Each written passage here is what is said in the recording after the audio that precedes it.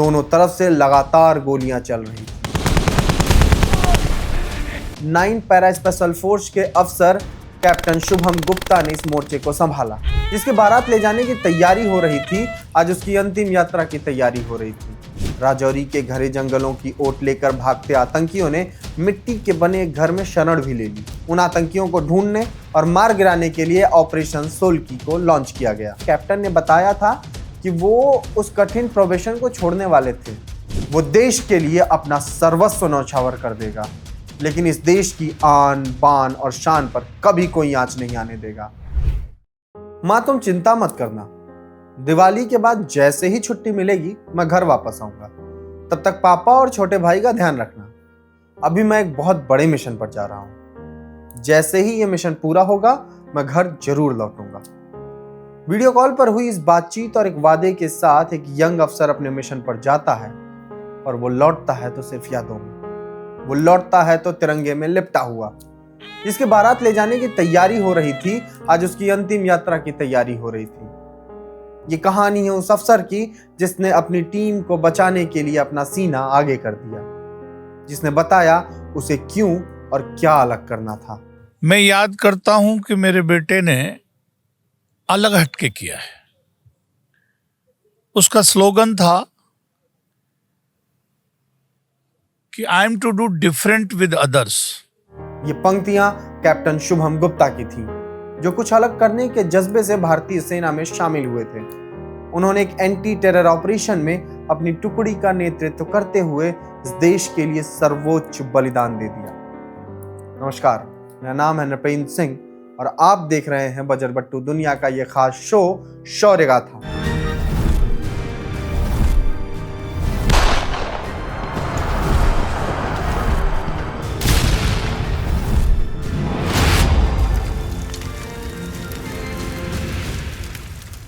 जिसमें हम आज कहानी लेकर आए हैं मरणोपरांत सेना मेडल से सम्मानित कैप्टन शुभम गुप्ता की। तारीख 19 नवंबर साल 2023। सेना को इंटेलिजेंस मिली कि राजौरी के काबूकोट इलाके में कई आतंकी सक्रिय हैं। उन आतंकियों को ढूंढने और मार गिराने के लिए ऑपरेशन सोल्की को लॉन्च किया गया। इस ऑपरेशन के तहत सेना ने इलाके में राष्ट्रीय राइफल्स, पैरा स्पेशल फोर्स और जम्मू कश्मीर पुलिस की ज्वाइंट टीम ने सर्च एंड कॉर्डन अभियान शुरू किया। 22 नवंबर सुबह 8:30 बजे फिर से सेना को सूचना मिली कि पाकिस्तान समर्थित लश्कर-ए-तैयबा का एक टॉप कमांडर और पाकिस्तानी नागरिक कारी इस इलाके में अपने एक साथी के साथ छिपा हुआ है। इस ऑपरेशन के तहत आतंकियों से लोहा लेते हुए भारतीय सेना की 63वीं राष्ट्रीय राइफल्स के यंग कैप्टन एमवी प्रांजल ने देश के लिए अपना सर्वोच्च बलिदान दे दिया।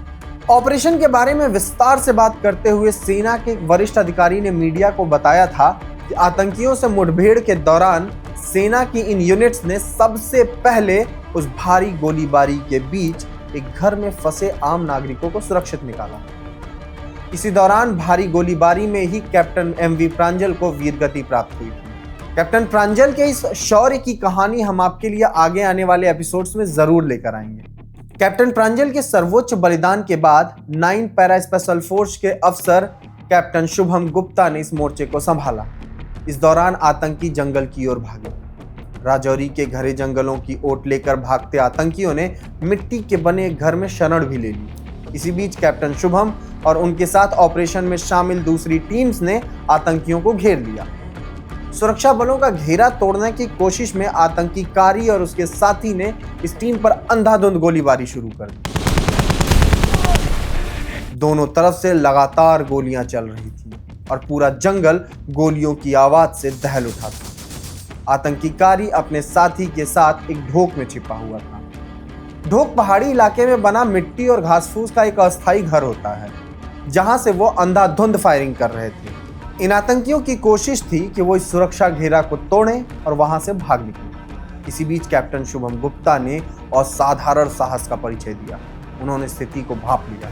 कैप्टन शुभम को लगा कि अगर आतंकियों की ये फायरिंग जारी रही तो उनके साथी जवानों के साथ साथ आसपास के लोगों की जान भी खतरे में पड़ सकती है। उन्होंने एक साहसिक फैसला लिया और अपनी कवर पोजीशन को छोड़ दिया। इसी बीच कैप्टन शुभम गुप्ता सीधे आतंकियों की ओर बढ़ गए। उनकी इस निडरतापूर्ण कार्रवाई से आतंकी भी सख्ते में आ गए। इसके साथ ही पूरी टीम भी नए जोश और ऊर्जा से भर गई। आतंकियों का सामना करते हुए कैप्टन शुभम गुप्ता ने घर में घुसने की कोशिश की। इस दौरान वो भारी गोलीबारी से घायल हो गए और देश के लिए अपना सर्वोच्च बलिदान दे दिया।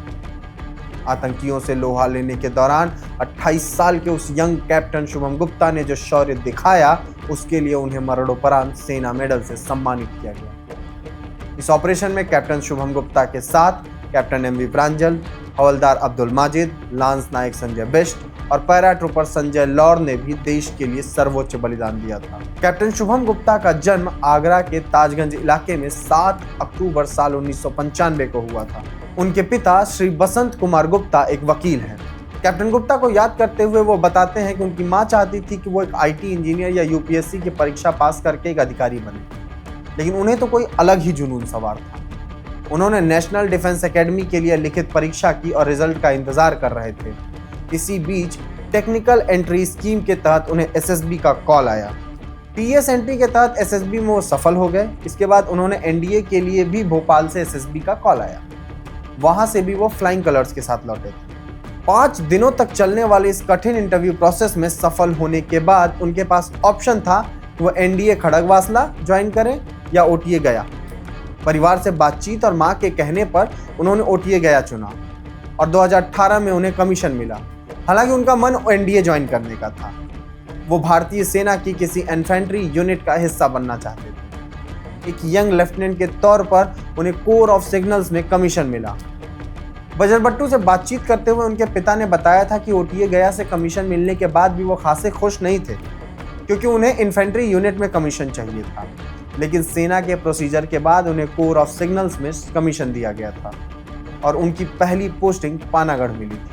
हालांकि 3 महीने के अंदर ही उन्होंने पैरा स्पेशल फोर्स के लिए वॉलंटियर किया और 3 महीने पैरा स्पेशल फोर्सेस की सबसे कठिन प्रोबेशन को पास करके भारतीय सेना की सबसे elite force 9 para special force में शामिल हो। बचपन से ही शुभम का झुकाव कुछ अलग था।